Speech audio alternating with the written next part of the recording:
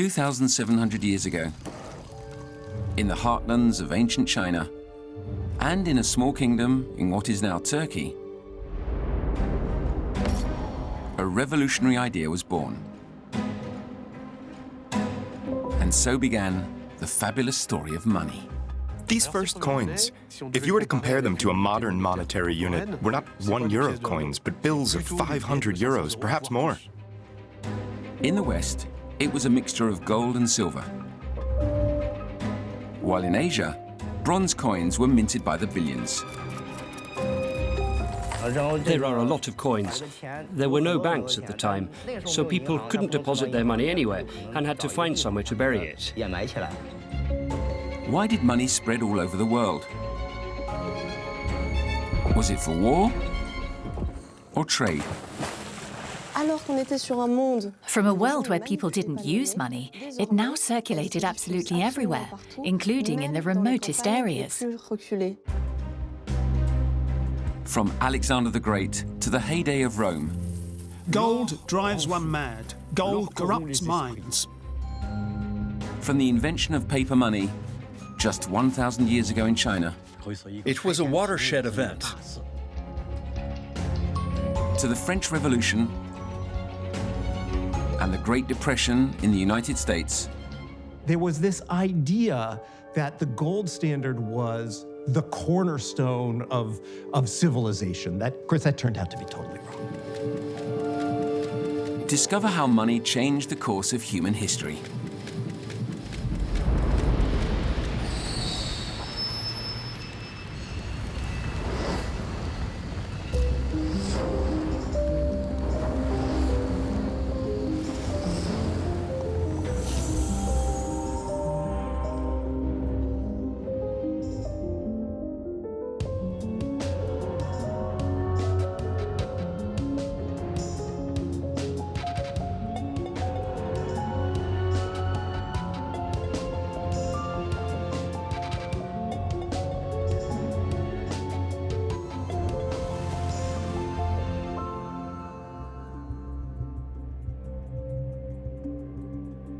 What would a moneyless world be like?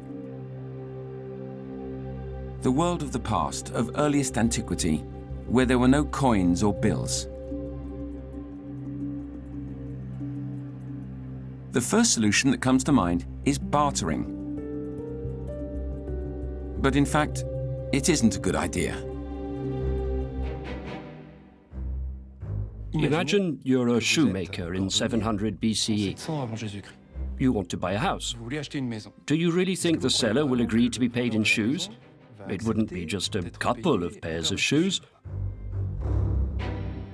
but 300, 400, even 500 pairs. What is the house seller going to do with his 500 pairs of shoes? As you can see, we cannot seriously expect an entire society to function if its economy is strictly based on barter. So what did people do?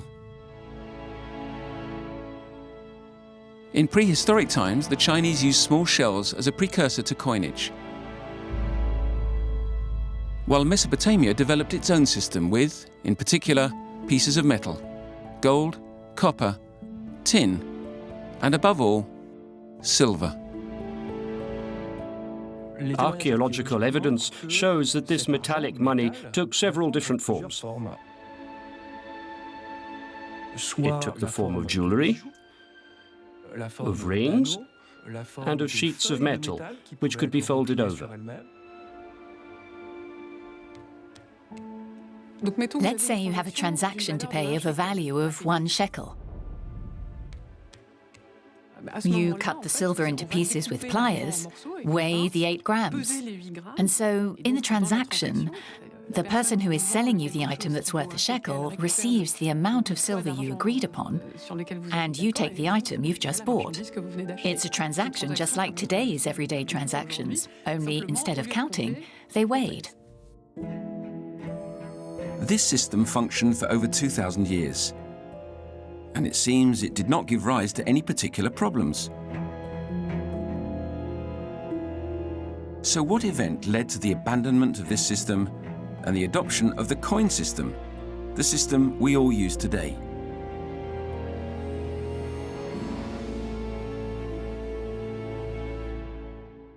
The event occurred in Sardis, the capital of the small kingdom of Lydia, situated in a region formerly known as Asia Minor.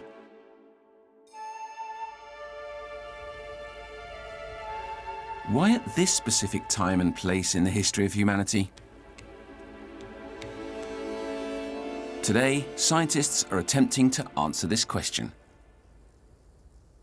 Well, we have to ask why, sometime around the middle of the 7th century BC, probably the kingdom of Lydia decided to weigh specific amounts of metal and to stamp it with a recognizable image.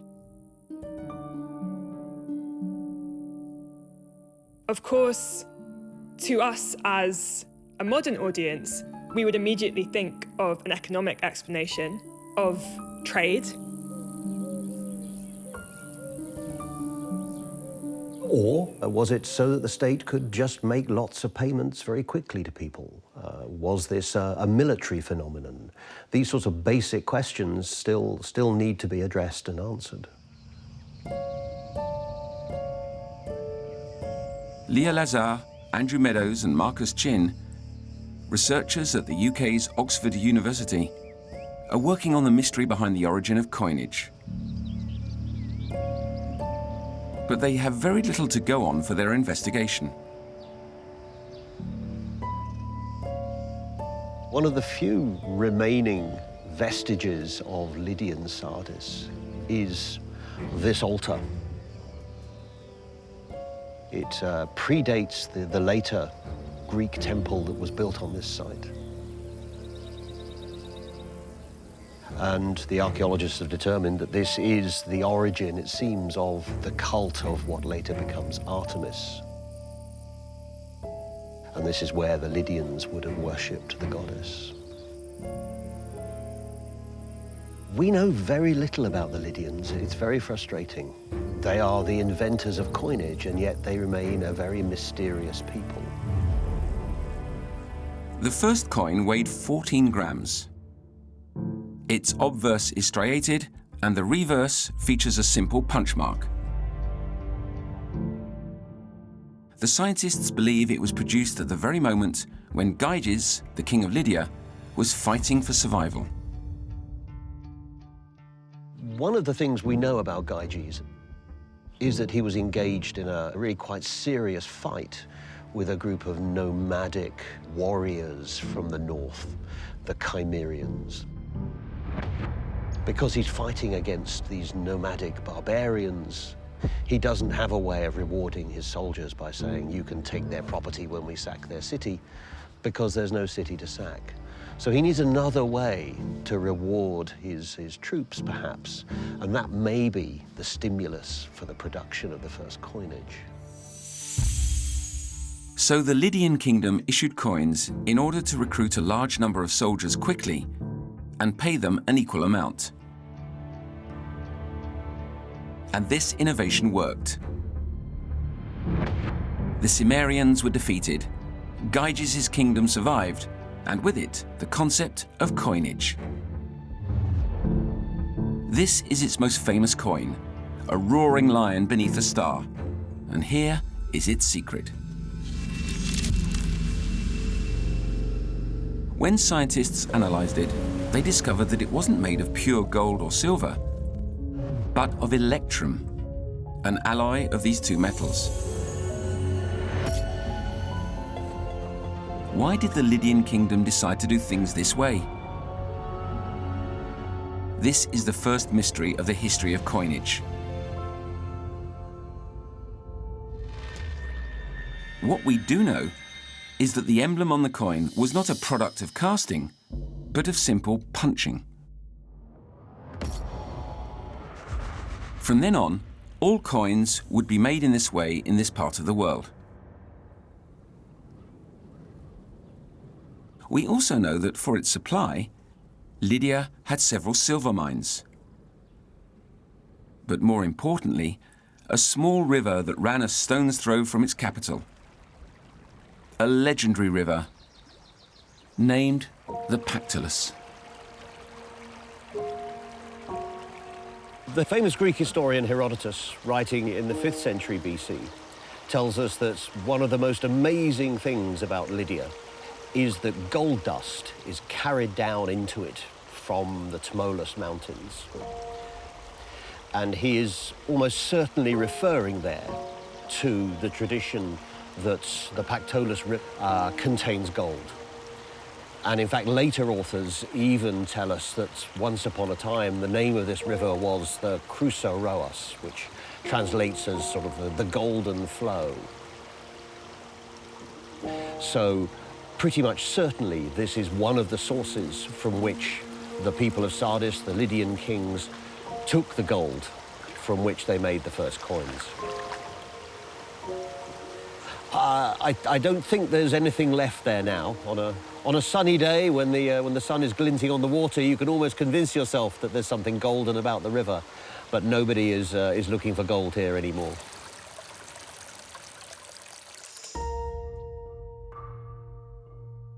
In the decades following the invention of coinage by the Lydians, their neighbours, small Greek city-states, followed their example. They started producing coins too, with the same natural alloy of gold and silver. But why do things in such a complicated way, when it would have been easier for users to determine the value of a gold or silver coin?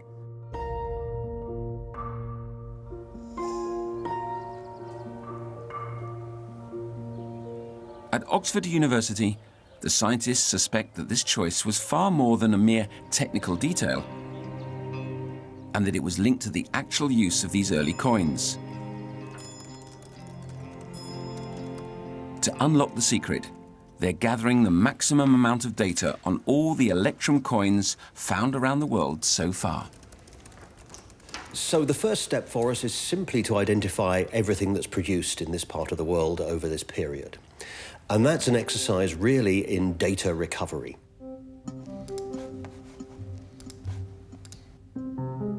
So what we need to do is go out and find the coins and then categorize them.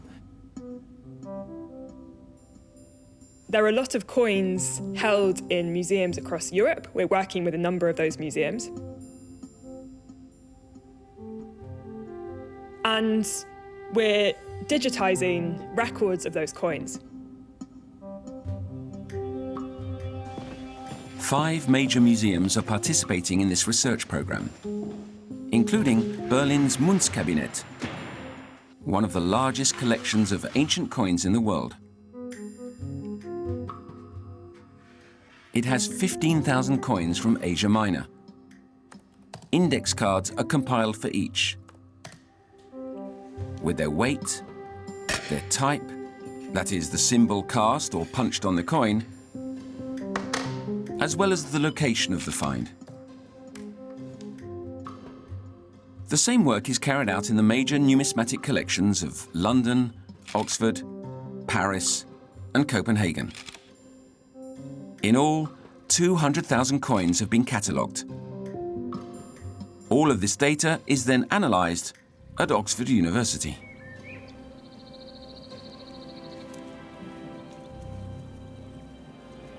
In antiquity, when people wanted to look after their wealth and preserve it, they would bury it in the ground for safekeeping. And then the unfortunate owner, for whatever reason, didn't come back along to dig it up. And it survived, buried in the ground, and archaeologists or metal detectorists come along and dig it up, and the coins are preserved to us. And we can get a lot of information about coins by studying these hoards.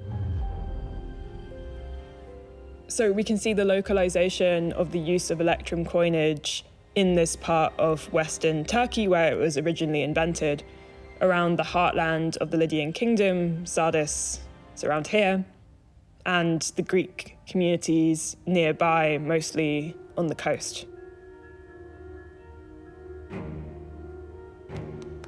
These hoards are really concentrated in quite a small part of Western Turkey. And that's because coinage was minted in electrum, that is to say, a mix of gold and silver. Gold and silver were valuable. They had been considered valuable for a very long time. But if you mix them together and make a coin out of them, the value is not immediately obvious to the viewer. And this was probably a deliberate choice on the part of the Lydian kingdom to make sure that the coins didn't move away from their area of power. They wanted the coins to stay locally. And we can see that they succeeded because on my map, pretty much all of the attestations of electrum coins come from this specific part of Western Turkey. Electrum coins were found within the kingdom of Lydia and in and around the nearby small city-states. For the scientists, this means that they were not legal tender outside of their borders. This particularity would last about 100 years, after which everything changed.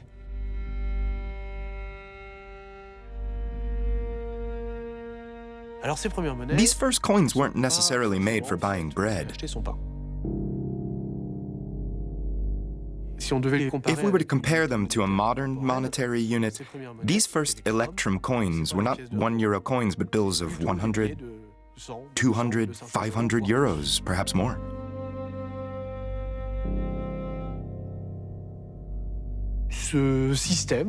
Confined to this part of Asia Minor, modern northwest Turkey, the coast of Asia Minor, this electrum coinage system continued more or less unchanged for about a century. And then at one point, these coins, made of electrum, this alloy of gold and silver, they were replaced by pure gold coins and pure silver coins. When you look at these coins, you can see that they chose to reproduce the same iconography on the gold coins and on the silver coins. The gold coin features a lion facing a bull, and on the silver coin you have exactly the same thing, the same image. The Lydians decided to mint separate gold and silver coins. What prompted them to make this decision? There are many such cases, both ancient and very modern, and we know that the major evolutions in money occurred as a result of constraints, a situation that needs resolving and a solution that needs to be found. Let's imagine that the king of Lydia had to pay individuals who refused his electrum coins and instead demanded separate gold and silver coins. But who were these people? To answer this question, we need to look at the history of Lydia. In the 6th century BCE, this small kingdom became an empire that covered most of what is now Turkey. The king of Lydia at the time was Croesus, a name that became synonymous with immense wealth. As rich as Croesus is an expression still used today to mean filthy rich. His problem was his neighbor, the great Achaemenid Persian Empire, which was rapidly expanding at the time. He didn't know whether to attack it or not. To find an answer, he began by casting a gold statue of a lion weighing 30 kilos. He took this statue to Delphi in Greece and gave it as an offering to Pythia, the oracle who told the future and was to be found at the far end of this temple. It was she people consulted if they had a difficult problem to solve. What would happen if I set my armies against the Persian Empire? Asked Croesus. And Pythia replied, a great empire will disappear.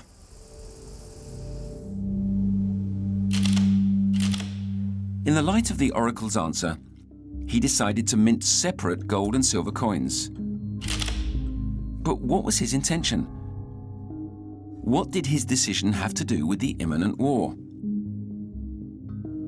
The scientists believe the key to this mystery lies in King Croesus's coins, Croesids. All the Croesids have been inventoried, and the places they were presumably used have been plotted on a map. In this map, I've plotted hoards containing silver coins from the first 50 or so years after the invention of silver coinage.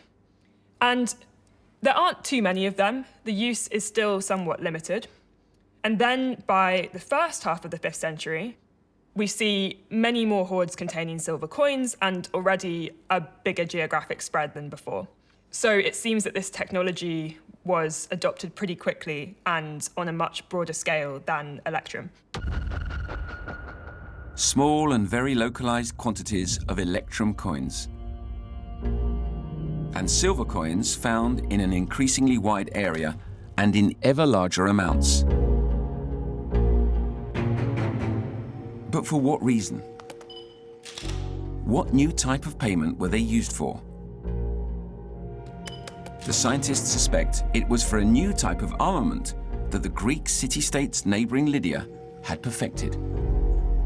If we think coinage is fundamentally produced to pay people to fight, how might things be changing in the middle of the 6th century? And one possible thing to be looking at here is the development of naval warfare.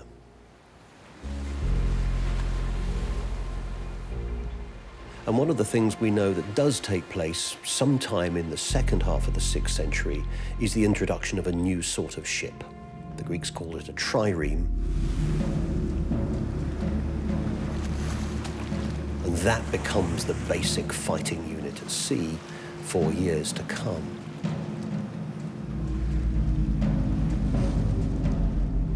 The trireme was a warship of the ancient world. In terms of technology, it was roughly the equivalent of today's fighter jet. It was a fast ship, fitted with sails to propel it through the water. But thanks to its many oarsmen, it could also move quickly in battle situations.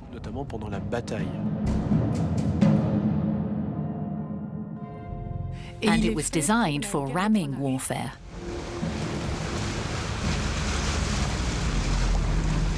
A form of tactical warfare in which a ship would chase an enemy ship,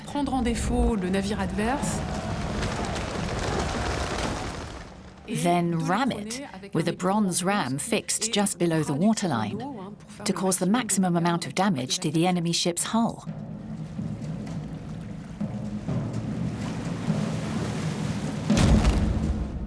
The ramming ship then had to be rapidly disentangled, because if your ram was stuck in the enemy's sinking trireme, you would go down with it.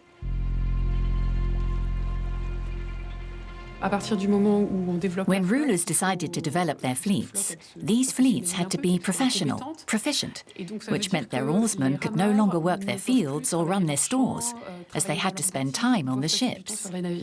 And from then on, the idea of paying the crew serving in the fleet gradually gained traction. A trireme had to be replaced every 5 to 10 years. And it was a huge expense.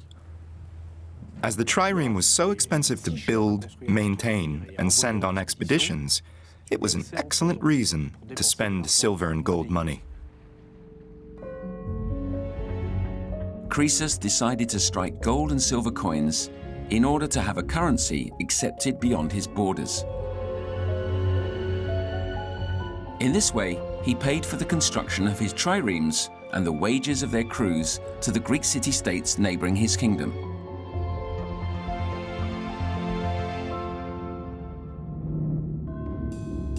But unfortunately for him, this was not enough. The great empire whose disappearance Pythia predicted was not Persia, but Lydia.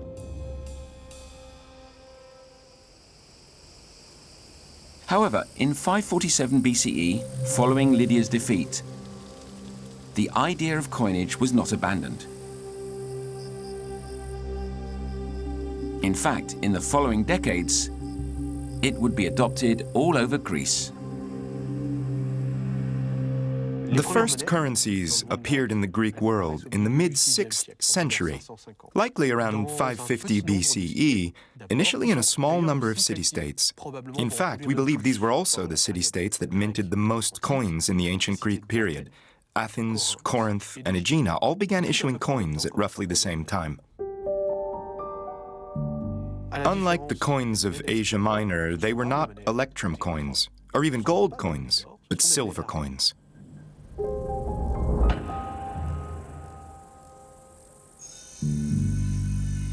Athens is the most famous of all the Greek city-states. It is no accident that it became the capital of modern Greece. It was the ultimate city-state, even though it was very unusual, as it was much larger than the others, and it was among the first city-states to start issuing coins.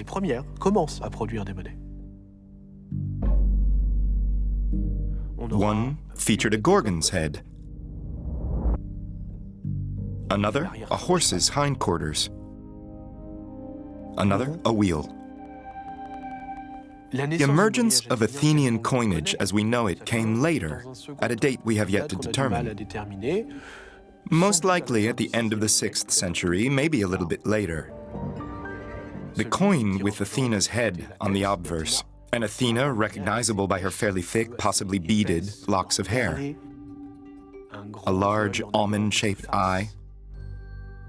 And on the reverse, the owl, her animal, as well as an olive branch bearing a small olive and 2 leaves, which allow us to identify the deity. It is Athena with her attributes. In the space of 30 or so years, the currency of Athens, the dram, spread on an unprecedented scale. Firstly, because the city had vast silver reserves extracted from the Lydian mines. 320 mine shafts have been identified to date. Each provides access to a huge underground maze of tunnels.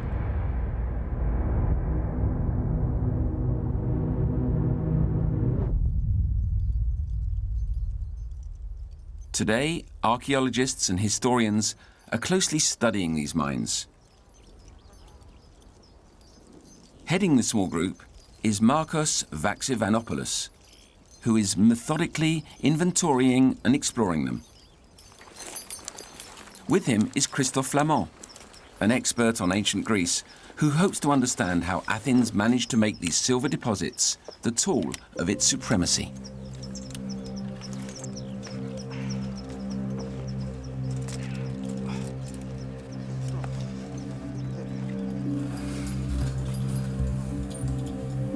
Each of these shafts was dug by hand, most of them in the 5th century BCE. Some descend to a depth of over 100 meters.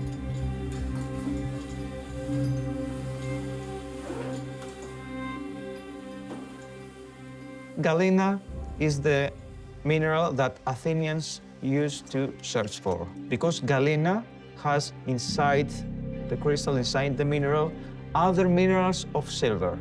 So, galena was the target. Scientists now understand how these Lydian mines operated. Ooh, it was so impressive. This enables them to calculate the amount of silver and therefore the quantity of coins that Athens managed to produce every year.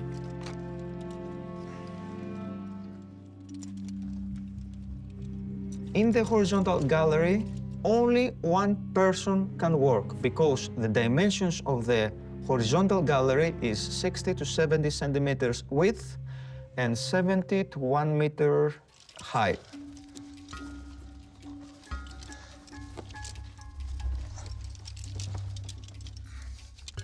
To understand how the Lydian mines operated, we need to be aware of a basic principle, namely that these deposits belonged to the community.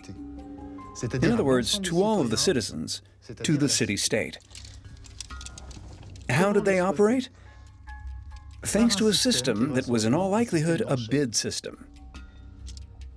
In fact, the Lydian mining area, where we are now, would have been divided into several hundred concessions, and these concessions would have been sold to the highest bidder. Either you dug, had a lucky strike and got rich, or you found nothing and lost everything you had spent. In Labrion is called Argentiferous galena, because it has 86% of lead and 1 to 2% of silver. We estimate there were some 500 mines operating simultaneously. These mines used slave labor. Their number undoubtedly varied, but again, we have been able to calculate a minimum thanks to available written sources. And that minimum is 15,000 slaves. We know it costs a noble a day to hire a slave for these mines. A noble is 1/6 of a dram. A dram was the daily pay of a soldier or worker. When you hired a slave, you had to feed him. And we know that food cost a minimum of 2 obols a day.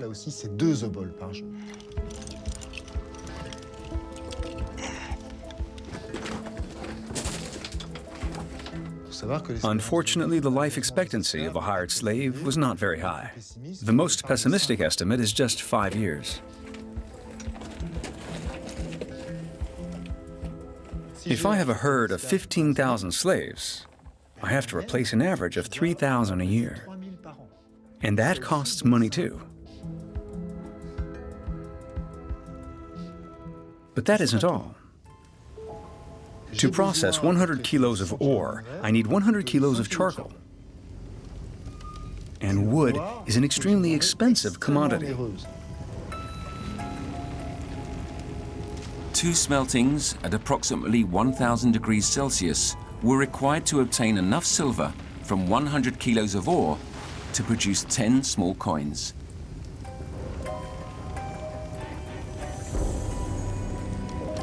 If you add to this the fees paid to the city-state, the cost of hiring slaves,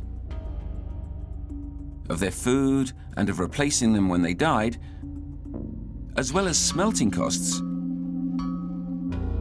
you obtain the minimum number of silver coins that the Lydian mines had to produce every year. It was almost 5 to 6 million drams. To represent this another way, that's about 20 to 25 tons of silver. This means the annual production of these mines was absolutely enormous. How, in the 5th century BCE, did the Athenians manage to extract such huge amounts of silver from the Lydian mines?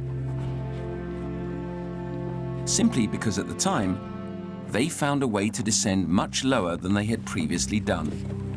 Welcome to the ancient underworld. And they discovered a very rich seam. A seam in which the silver ore was remarkably pure. Today, this is known as a third contact ore. The events that followed changed the history of Athens and that of its money. It was now 20 years after the spectacular discovery of the third contact in Lydian. Mining had literally exploded. There was a colossal amount of revenue in Athens' treasury generated by mining. The city-state's coffers were literally overflowing with money. When you're in a democratic system, you have to discuss what to do with increased revenue. And so the Athenians decided what to do with the surplus in the city-state's budget. Just below here is the orator's bema, or tribune. It was from here that the citizens, who claimed to have the best advice on how to do business, addressed their fellow citizens. There were 2 conflicting opinions. The first was to simply divide this windfall equally among the citizens of Athens, to take the revenue every year and distribute it. The second opinion, principally championed by Themistocles, an important Athenian politician in the 5th century BCE, was to keep the revenue in the city-state's coffers and spend it on something new, namely the construction of a navy. But to build this navy, they had to produce money. So coinage was aligned with this new Athenian policy, and the production of money exploded. Athens decided to spend a significant portion of its monies on the construction of warships because it knew it was in danger.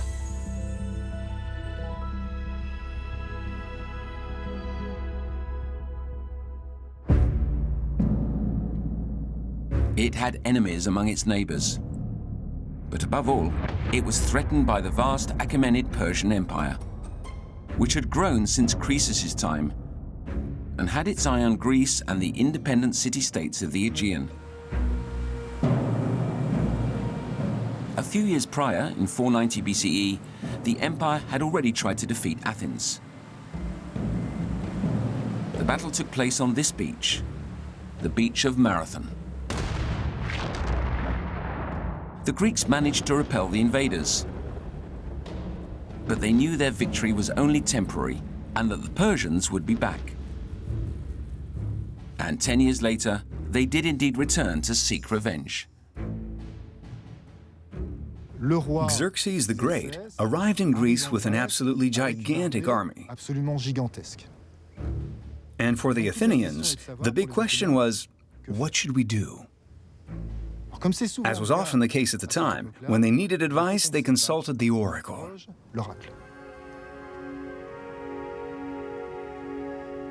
A delegation of Athenians went to Delphi. And Pythia replied, "Why are you still sitting here? Flee! Your city will be destroyed, your Acropolis set alight." They put the question to the oracle again. This time, Pythia was a bit less pessimistic. She said to them, "It may be that a wooden wall will save you."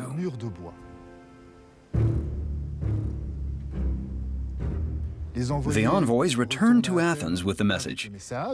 And again the assembly debated its meaning. What is this wooden wall? Some said, "The wooden wall is there." They meant the old wooden fence that was around the Acropolis at the time. So to resist the enemy, we must take refuge on the Acropolis. Others, including Themistocles, were of a different opinion. In fact, the wooden walls are ships.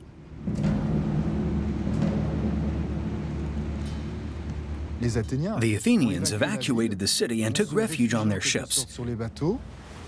And we are told that, thanks once again to Themistocles' perspicacity and tactical nous, these ships effectively defeated the Persians at Salamis.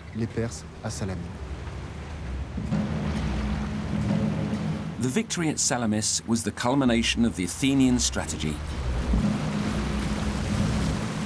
From then on, they ruled the Aegean Sea.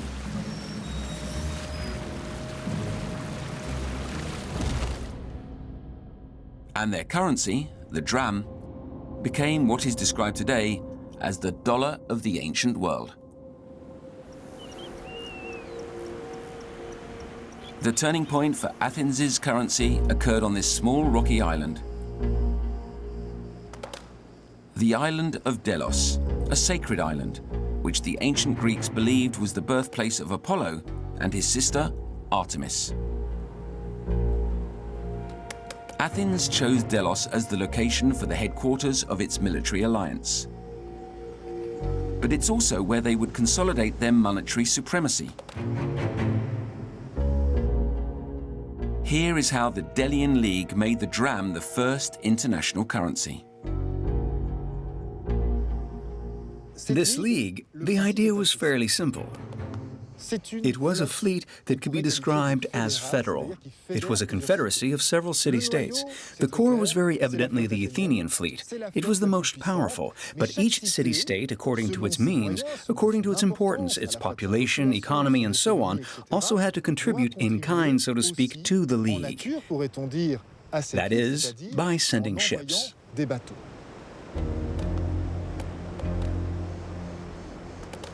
This meant triremes had to be built, and then crews hired, trained, and paid.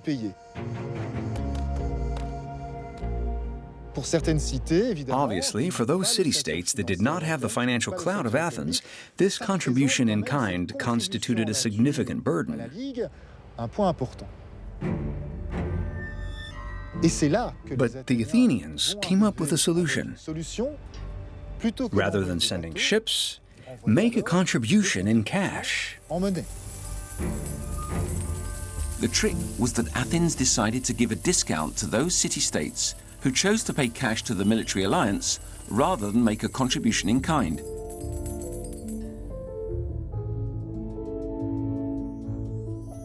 They would pay 30% less than the estimated cost of building and maintaining the ships and the crew's wages,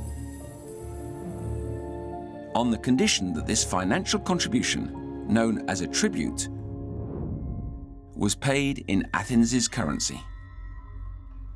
The implication of this was that its allies accept Athens' currency circulating in their city-states so that they could have it at their disposal. But some went even further and quite simply adopted the Athenian currency.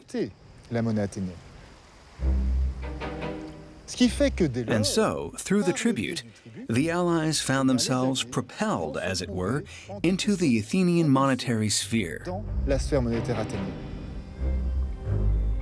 As a result, the Aegean became a vast free trade area where all transactions were made in Athens' currency. In this way, the dram ensured its supremacy at the same time as the mines of Lydian were operating at full production.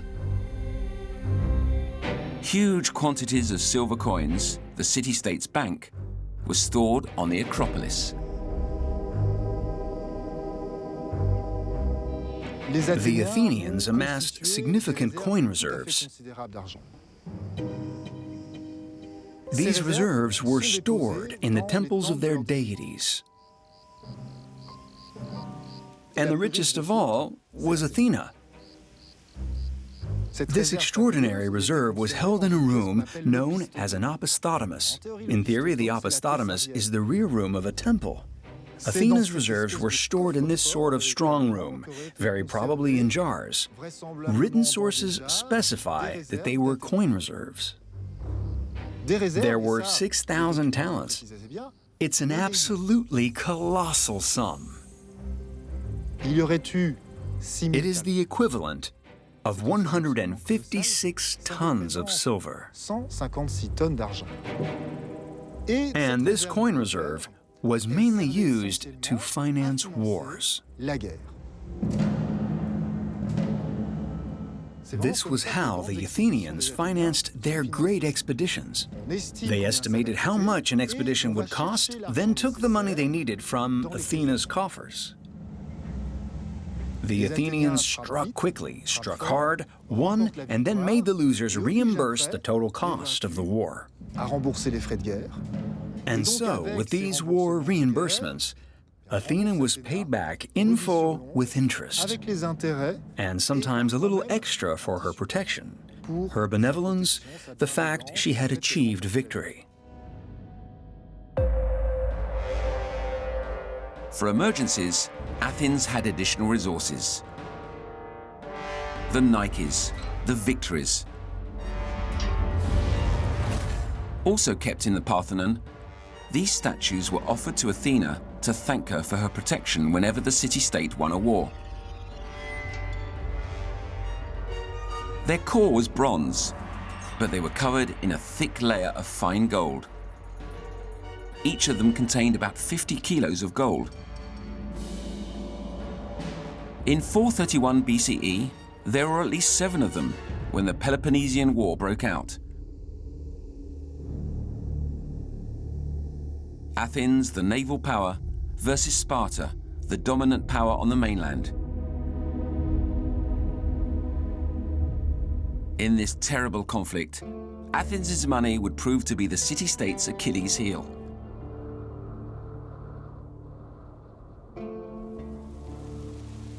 As you can see, this is a very different environment to Athens. We're in the middle of the countryside, on a plain, surrounded by mountain ranges. While Athens was sea-oriented, Sparta would remain a land power for the best part of its history.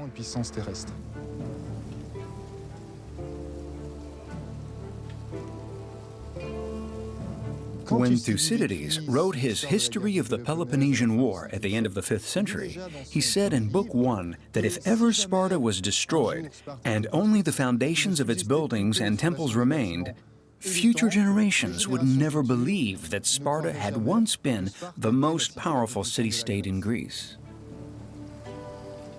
The Spartans did not have a monumental urban center. They lived, he said, in the ancient way, that is, in a number of villages. Its society was organized in such a way that the citizens of Sparta engaged in a single activity, the art of war. The Spartans were first and foremost soldiers.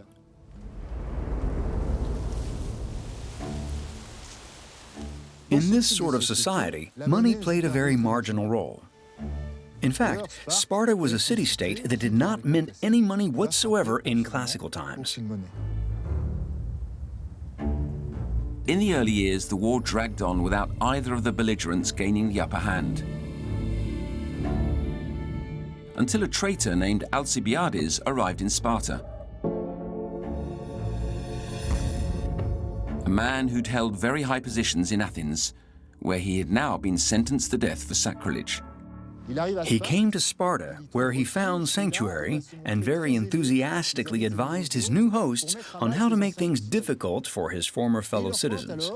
He indicated a locality to them in northwest Attica, which was called Declia. Right, if you place a contingent of Spartans here around the clock and all year long, then the threat, the sword of Damocles hanging over the Athenians' heads, will be really effective. And you will see, he said, they will lose the revenue from their territories. He meant their agricultural land, but above all, and he said so specifically, the Lydian mines. In 413 BCE, the Spartans carried out Alcibiades' plan, and it worked.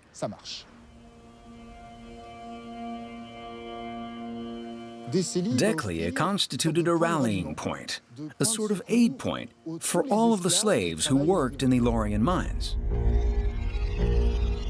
No fewer than 20,000 slaves fled and sought refuge a few dozen kilometers to the north, and the Spartans welcomed them with open arms. With no slaves and the constant threat of the enemy troops, the Lydian mines idled. Just as the Parthenon's reserves, which had been vast before the war, were proving insufficient. The first years of the Peloponnesian War cost over 1,000 talents a year. There were only 6,000 to begin with. It was an extremely long war. And the reserves which Pericles boasted about at the start of the war were all but exhausted. Because of this, they were no longer able to produce the silver tetradrachm, the Athenian currency, and they had to come up with emergency measures, emergency coinage, coins that they did not usually produce, but it was their only solution. The victory statues, which had a bronze core paneled in gold, were melted down. And the gold was used to mint coins. They went so far as to strip the statues that the Athenians had erected to commemorate their victories, often even spectacular victories. Their gold had to be removed so that the Athenians could continue the war. The advantage of gold over silver is its value. 1 gram of gold is equal to 10 to 12 grams of silver. So with a limited amount of gold, you can produce coins, maybe not in great numbers, but which are of considerable value, equal to the expenditure of a city-state backed into a corner in a conflict that it's losing. The fatal blow was delivered to Athens in 405 BCE. Its fleet fell into a trap, and 170 of its triremes were destroyed by Sparta's new navy.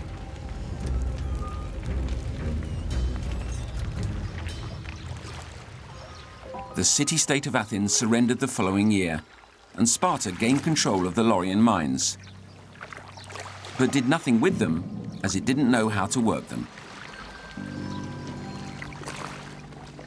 As for Athens' currency, it continued to circulate in the Mediterranean, but lost its imperial supremacy.